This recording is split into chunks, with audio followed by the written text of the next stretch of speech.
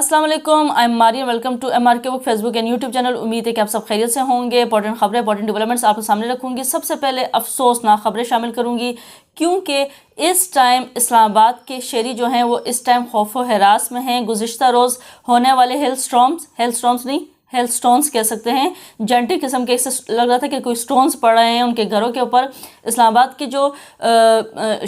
रहायशी हैं वो इस टाइम खौफ और हरास में फैले हुए हैं। उनकी आंखों से वो मंज़र, उनकी आंखों में वो खौफ अब तक है जो गुज़िश्ता रोज़ क्लाइमेट चेंज की वजह से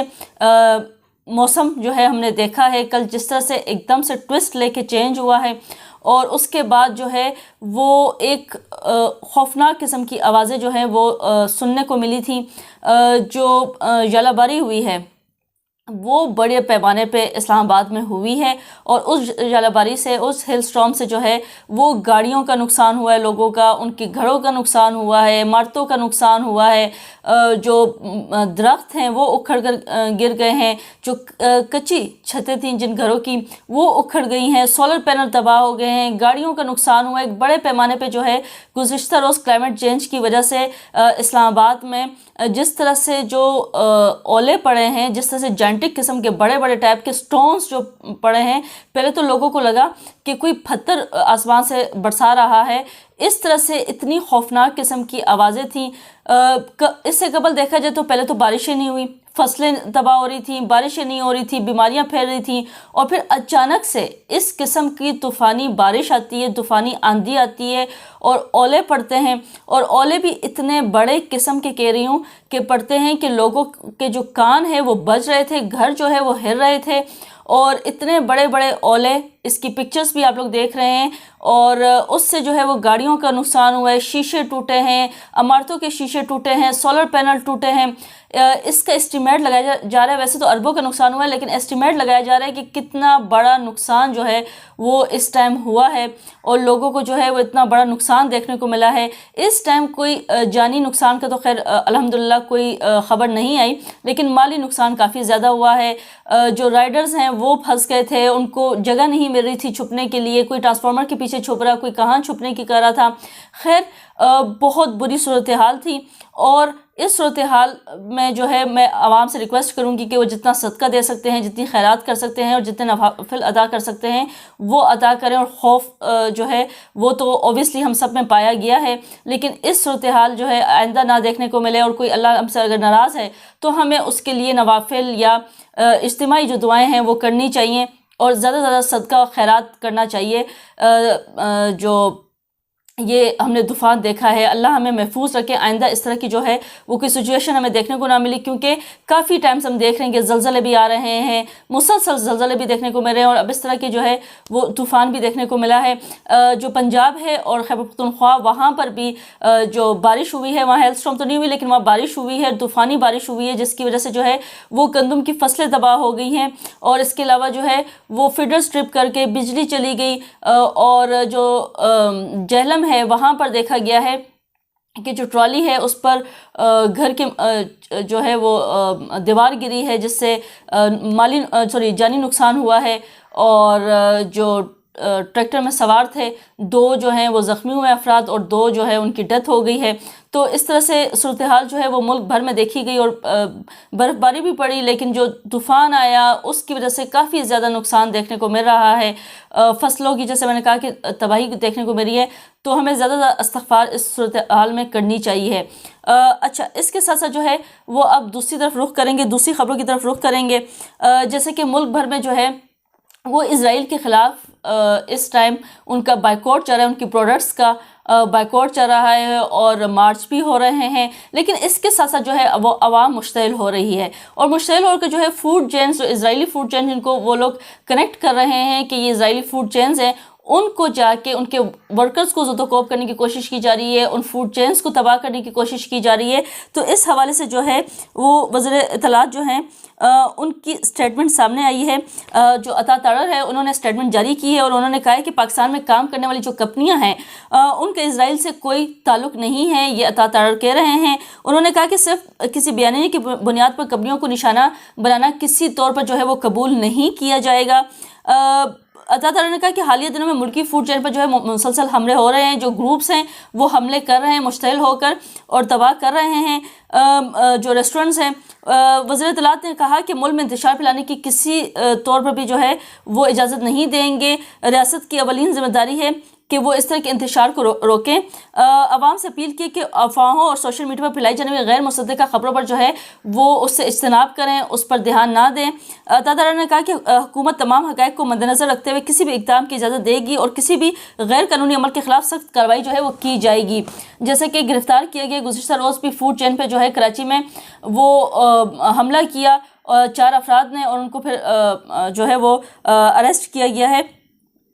کیونکہ وہ کہہ رہے ہیں کہ انتشار پھیلا رہے ہیں اس طرح سے جو فوڈ چین پہ حملے کر رہے ہیں۔ تو 4 افراد جو ہے ان کو گرفتار کر لیا گیا اور کسی بھی صورت کہتے ہیں اب قبول نہیں کیا جائے گا اس طرح سے فوڈ چینس کو جو ہے وہ نقصان پہنچانا۔ اور عطا کہہ رہے ہیں کہ کسی بھی فوڈ چین کا جو ہے وہ اسرائیل سے تعلق نہیں ہے، یہ افواہیں ہیں سب۔ اب اس کے ساتھ ساتھ جو ہے ایران کے حوالے سے خبر ہے، جہاں پر جیسے کہ میں نے خبر دی تھی کہ وہاں جو ایران ہے سیستان، وہاں پر 8 جو پاکستانی ہیں جن کا تعلق پاولپور سے تھا، جو وہاں پہ ورکشاپ میں لیبر کام کر رہی تھی، ان کو دہشت گردوں نے آ کر گولیاں ماری ہیں، ان کی ڈیتھ ہوئی ہے۔ ان 8 ورکرز کی جو جیسا کہ ورکشاپ میں نے کہا کہ کام کرے تھے، ان کی نماز جنازہ جو ہے 8 انہوں نے کہا تھا کہ کافی دن لگے گی، ایران کی جانب سے یہ کہا گیا تھا ان کی ایمبیسی کی جانب سے کہ کافی دن رکھیں گے کیونکہ کلیئرنس ہونی ہے، فورنسک کچھ ڈیٹیلز انہوں نے کلیکٹ کرنی ہے، اس کے علاوہ باقی جو لیگل پروسیس ہوتا ہے وہ کر کے ہی، قانونی تقاضے پورے کر کے ہی پاکستان کے حوالے یہ 8 لاشیں کی جائیں گی 8 پاکستانیوں کی۔ ایران میں قتل ہونے والے 8 پاکستانیوں کی جو میت ہیں وہ پاکستان پہنچا دی گئی گزشتہ رات، اور ان کی جو ہے وہ نماز جنازہ بھی ان 8 میتوں کی ادا کر دی گئی ہے بہاولپور میں، جہاں تعزیتی تقریب بھی کی گئی اور میتیں احمد پور شرقیہ روانہ کر دی گئی تھیں۔ جو نائب صدر ہیں اسحاق ڈار، انہوں نے ایرانی وزیر خارجہ سے ٹیلی فونک رابطہ بھی کیا ہے اور انہوں نے پاکستانیوں کے ایران سے قتل کے واقعے پر بات چیت بھی کی۔ اس کے علاوہ ایرانی سفارت خانہ جو ہے انہوں نے بھی بیان جاری کیا اور کہا کہ ہم سیستان صوبے میں 8 پاکستانی شہریوں کے قتل کی شدید الفاظ میں مذمت کرتے ہیں۔ بیان میں کہا گیا کہ دہشت گردی اس خطے کے لیے سب سے بڑا خطرہ ہے اور شرط پسند عناصر خطے کی سلامتی و استحکام کے لیے مسلسل چیلنج جو ہے وہ بنے ہوئے ہیں۔ یہ بڑی ایک اہم خبر تھی جو میں نے آپ کو سامنے رکھ دی ہے۔ میتیں جو ہیں وہ بحفاظت پہنچا دی گئی ہیں، ان کی تدفین بھی جو ہے وہ ان 8 پاکستانیوں کی جو ایران میں سیستان میں جن کو ظلم کا بربریت کا نشانہ بنایا گیا تھا، ان کی لاشیں جو ہے وہ پاکستان کو موصول ہو گئی ہیں۔ اس کے ساتھ ساتھ جو ہے وہ خبر جو دے رہی ہوں وہ پاکستان اور بنگلہ دیش کے درمیان جو ہے وہ 2 طرفہ سیاسی مشاورت کا سلسلہ 13 سال بعد ایک بار پھر جو ہے وہ بحال ہو گیا ہے۔ پاکستان کی جانب سے سیکریٹری خارجہ آمنہ بلوچ کے جو وفد ہے وہ بنگلہ دیش پہنچا اور بنگلہ دیش کی جو نمائندگی وہ سیکریٹری خارجہ جاشم الدین کر رہے ہیں۔ ذرائع کے مطابق یہ کہا یہ رپورٹ کیا گیا ہے کہ مختلف شعبوں میں تعاون کے فروغ پر بات چیت جاری ہے بنگلہ دیش سے۔ اس مشاورتی اجلاس میں باہمی امور، علاقائی صورتحال اور 2 طرفہ تعاون کے مختلف پہلو پر تفصیل سے کہتے ہیں گفتگو ہو رہی ہے۔ اجلاس 13 سال بعد ہو رہا ہے کیونکہ اس سے قبل آخری سیاسی مشاورہ جو ہے 2012 میں ہوا تھا۔ مبصرین کے مطابق اس عمل کو دونوں ملکوں کے درمیان تعلقات میں بہتری کی سمت ایک اہم پیش رفت قرار دیا جا رہا ہے۔ مشاورتی اجلاس کے بعد پاکستان کے نائب وزیر اعظم ہیں اسحاق ڈار 2022 سے 2024 اپریل تک بنگلہ دیش کا دورہ کریں گے، جس میں اقتصادی اور سیاسی تعاون کے مزید امکانات پر جو ہے بات چیت متوقع ہے۔ خیر یہ ایک اچھی ڈیولپمنٹ ہے دونوں ملکوں کے لیے۔ اس کے ساتھ جو ہے جو بارڈر ہے ایران اور پاکستان کا، وہاں پر ایران کی جانب سے 1200 ٹرک جو ہے اس ٹائم پھنسے ہوئے ہیں۔ ان کے حوالے سے جو ہے وزارت تجارت نے وفاقی کابینہ میں جو ہے ایک نئی سمری پیش کی ہے اس ٹریڈ کے حوالے سے، جو ایران اور پاکستان ہے جہاں ٹرک پھنسے ہوئے ہیں، اس حوالے سے ایک نئی جو سینٹ کی قائمہ کمیٹی برائے تجارت، قائمہ کمیٹی برائے خزانہ اور ریونیو کے پہلے مشترکہ اجلاس میں ہوئی ہے، جس کا مقصد ایران کے ساتھ بارڈر ٹریڈ کے معاملات کو جو ہے وہ حل کرنا ہے۔ کمیٹی کے چیئرمین جو سینیٹر سلیم مانڈی والا ہے، انہوں نے وزارت تجارت کو ہدایت کی کہ وہ نئی سمری میں بارڈر ٹریڈ کے تحت ایران سے درآمد کو امپورٹ پالیسی آرڈر کے برابر جو ہے وہ حیثیت دے۔ اجلاس کے دوران جو ایف بی آر کے ایکٹنگ ممبر کسٹم نے انکشاف کیا کہ پاکستان کسٹم کو 1200 ایرانی ٹرک کے حوالے سے کوئی اطلاع نہیں ہے، ہم میں سے کسی نے کلیئرنس کے لیے رجوع نہیں کیا، اس لیے ہمیں اس کسی مسئلے کا انہوں نے کہا ایف بی آر کے علم نہیں ہے۔ کمیٹی نے کہا کہ جو موجودہ ٹریڈ پالیسی ہے اس کا اثر نو جو ہے وہ جائزہ لینا ہوگا، اس کو چینج کرنا ہوگا۔ ایران دونوں ملکوں کے لیے درآمد و برآمد میں کوئی نقصان نہ ہو، اس لیے نئی ٹریڈ پالیسی بنانے کا کہا گیا ہے۔ یہ کہا گیا ہے، کمیٹی نے کہا ہے کہ اس بحران کو جو ہے وہ جو جڑ ہے وہ دو متضاد جو ہے ٹریڈ پالیسی ہے، اور ایک جو ہے وہ جو پالیسی ہے وہ صرف ایرانی جو نژاد ہے، جس کو کہتے ہیں کہ ایک بارڈر ٹریڈ پالیسی ہے جس کے تحت